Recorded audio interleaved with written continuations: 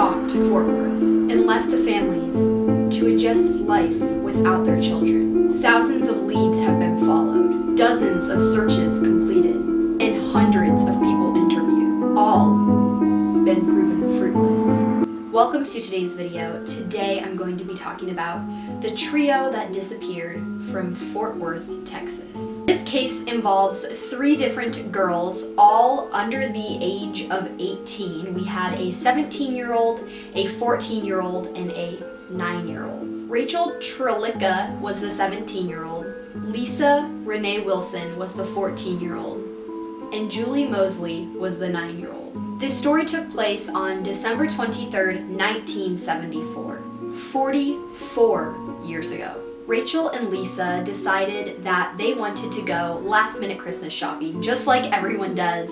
So they gathered some friends up, and a lot ended up not being able to go, but someone that really wanted to go was Julie Mosley. Julie Mosley had told her mom and called her several times and was like, "Mom, I really want to go with them Christmas shopping." She begged her mom and begged her mom. Her mom ended up letting her go because she knew Lisa's mom and knew Lisa, and it just seemed like it would be completely fine. The girls left home a little before noon and headed to the Army/Navy store because they had a couple of Christmas presents on layaway that they needed to pick up. They then headed to the shopping center, which nowadays is called the La Grande Plaza. Rachel parked her Oldsmobile, which, side fact, I don't know what that is. I just read it in an article and I told you guys. But she parked her Oldsmobile on like the upper level of a Sears. So at least here where I live, there is one of those. So it's not even like an upstairs, it's just like, it's like slanted and it's just like a hill. So she parked her car in the upper lot of Sears, and they headed in to the shopping center and began their day full of shopping. Witnesses told police that they saw them in the mall and they weren't being suspicious or anything. They were just being normal people, just taking a stroll and searching for some stuff to buy. This is when it gets a little bit confusing because people had different timelines of when things happened and what happened. Like, just everyone had different interpretations of what happened.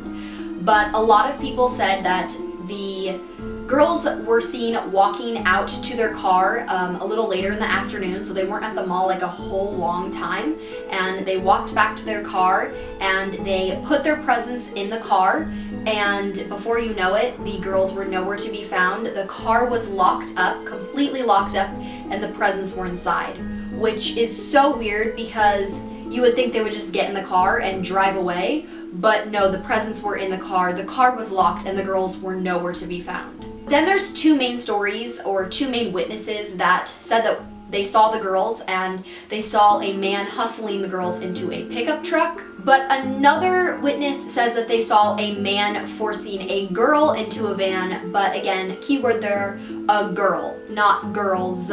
So there was 3 of them, but someone said that they only saw a girl, but you never know, the other 2 could have already been in the car and he could have just saw 1 girl, but really the other 2 were already in the car. Later that night, the car was found and people started to get worried. Like, the girls were nowhere to be found.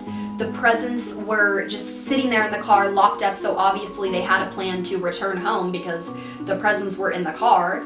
So, I mean, at this point, just the whole town kind of started to freak out.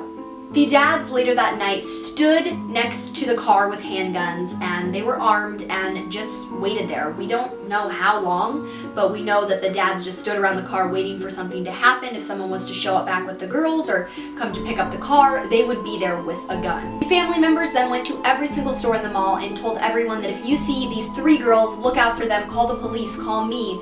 They spread the news in the whole mall, and nothing turned up. Now, 44 years later, the girls are still missing, and there's not a whole ton of evidence.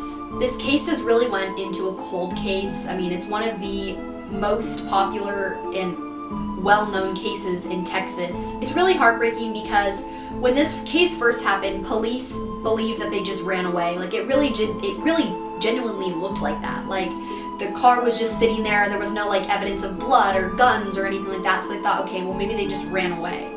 And they believed that for like quite a while, and the family members believed that's why this case slowed it down, because the police believed it was just a runaway and they didn't really look into it that much, that they probably did get kidnapped, and the police did, they just stopped too short of time, and by now Like, how are you going to figure it out now? I mean, it's 44 years later, you know?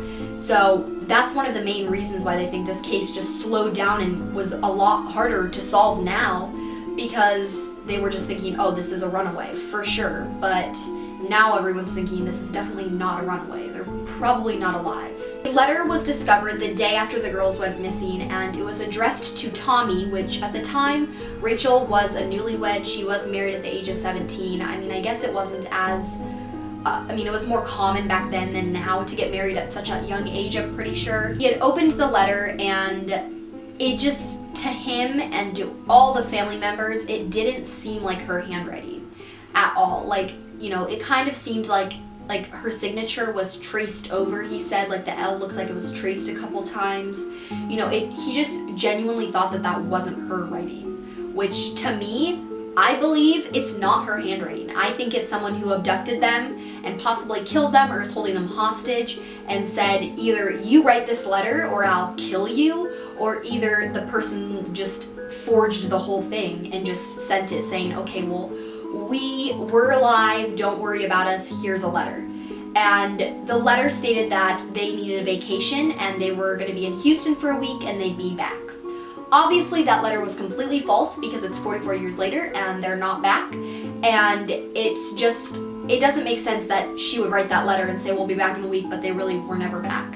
So I personally think that Rachel did not write that, and whoever abducted her, killed her, whoever did what they did to them, wrote the letter. There was a specific address to take Tommy to Rachel's car.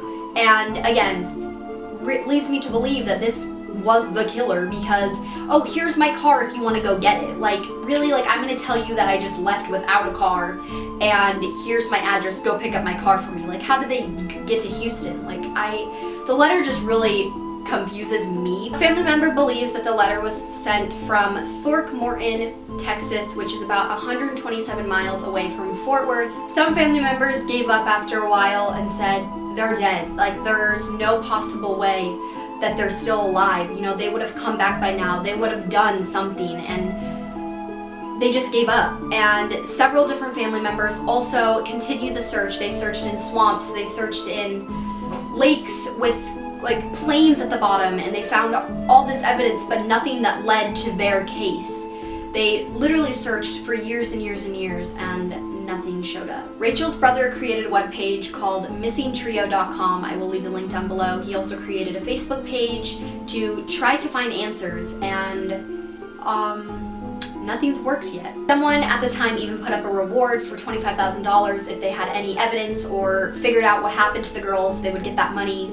The reward is no longer going on today. Rachel's brother was in an interview and he was talking about how much he missed his sister and how much he wanted her back home. Arnold stated, "Please send them home. Please dry all our tears. If only you knew what it would mean to mend our hearts. To say it's been a bad dream." I personally am not trying to offend anyone in this case or anything like that. I'm just telling you guys the case itself and putting a little bit of my input in it. I don't like to put a whole lot because, again, I want to stick like more focused on the case and to spread awareness on that this is a real life thing, you know? Imagine someone in your family disappears for 44 years plus and you don't know where they are, you don't know what happened to them. They just one day got up and disappeared, flat out disappeared. Imagine someone leaving your house, never coming back, and you don't know where they are. Like, that would just freak the frick out of me. I thank you guys so much for liking these videos. I love doing them. They're so much fun. I actually did one on my vlog channel not that long ago.